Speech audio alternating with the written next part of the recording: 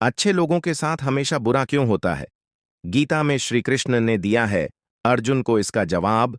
श्री कृष्ण ने अर्जुन को जवाब देते हुए समझे है ये बात लोगों को उनके कर्मों का फल हमेशा मिलता है।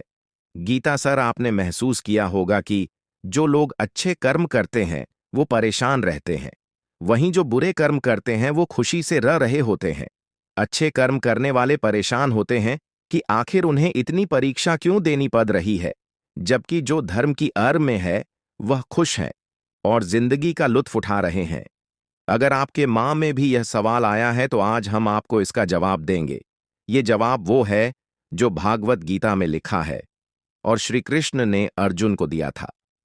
भागवत गीता में वर्णित कथा के अनुसार जब भी अर्जुन के मां में कोई दुविधा होती थी तो वह श्री कृष्ण के पास पहुंच जाते थे।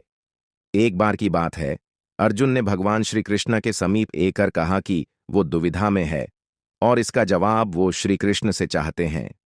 श्री कृष्ण ने पूछा कि क्या सवाल है? अर्जुन ने कहा, मुझे यह जानना है कि अच्छे लोगों के साथ हमेशा बड़ा ही क्यों होता है, वही बुरे लोग खुशहाल दिखते हैं। अर्जुन के मुंह से ऐसी बातें सुनकर श्री कृष्ण मुस्कुराए और कहा, मनुष्य जैसा सोचता है और महसूस करता है वैसा कुछ नहीं होता है, बल्कि अज्ञानता की वजह से वो सच्चाई नहीं समझ पाता है। अर्जुन उनकी ये बात समझ नहीं पाए। इसके बाद श्री कृष्ण ने क्या कहा वह जानते हैं।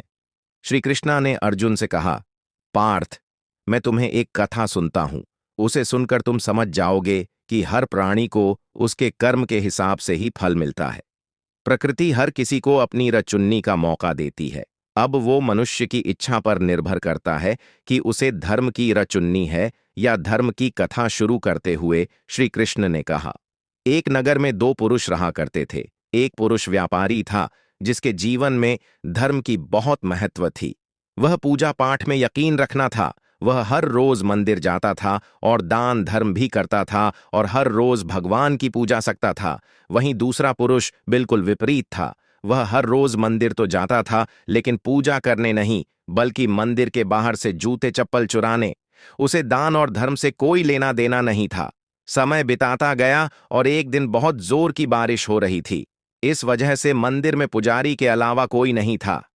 ये बात जब दूसरे पुरुष को पता चली तो उसने कहा कि ये सही मौका है मंदिर का धन चुराने का। पंडित से नजर बचाकर उसने मंदिर का सर धन छुड़ा लिया। इस समय धर्म कर्म में विश्वास रखना वाला व्यक्ति भी मंदिर पहुंच दुर्भाग्य से मंदिर के पुजारी ने उसे ही चोर समझ लिया और चिल्लाने लगे। निकाला तो दुर्भाग्य ने उसका साथ वहां भी नहीं छोड़ मंदिर के बाहर वो एक गाड़ी से टकरा गया और घायल हो गया। फिर वो व्यापारी लंगड़ाते हुए घर जान लगा तो रास्ते में उसकी मुलाकात उसे पुरुष से हुई जिसने मंदिर से धन चुराया था। उसने कहा, आज तो मेरी किस्मत चमक गई, एक साथ इतना सर धन मिल गया। यह सब देखकर उसे बहुत बड़ा लगा और उसने अपने घर से भगवान की साड़ी तस्वीर निकाल दी। कुछ सालों बाद दोनों पुरुषों की मृत्यु हो गई। करने के बाद जब दोनों यमराज की सभा में पहुंचे और भले पुरुष ने दूसरे व्यक्ति को देखा तो उसे बहुत गुस्सा आया। उसने क्रोधित होकर यमराज से पूछ ही लिया, मैं तो हमेशा अच्छे कर्म करता था, दान में विश्वास रखना था, उसके बदले जीवन भर मुझे अपमान और दर्द ही मिला और इस व्यक्ति को नोटों से भारी पतली। आखिर ऐसा भेदभाव क्यों? इस पर यमराज ने कहा, पुत्र, तुम गलत समझ रहे हो।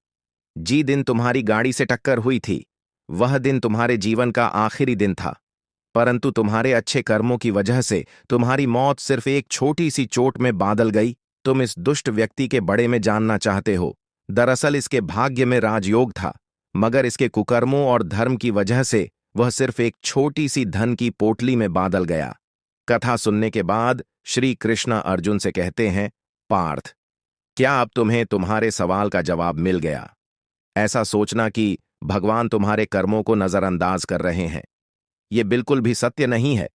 भगवान हमें कब क्या किस रूप में दे रहा है मनुष्य को समझ में नहीं आता है, मगर आप अच्छे कर्म करते रहे तो भगवान की कृपा हमेशा बनी रहती है। इसलिए अपने अच्छे कर्मों को बदलना नहीं चाहिए, क्योंकि उसका फल हमें इसी जीवन में मिलता है। इसलिए मनुष्य का फर्ज है कि वो हमेशा अच्छे कर्म करते रहे, क्योंकि श्री कृष्ण ने गीता में भी बताया है कि किसी के द्वारा किया गया कर्म बेकार नहीं जाता है, चाहे वो अच्छा हो या बड़ा। संग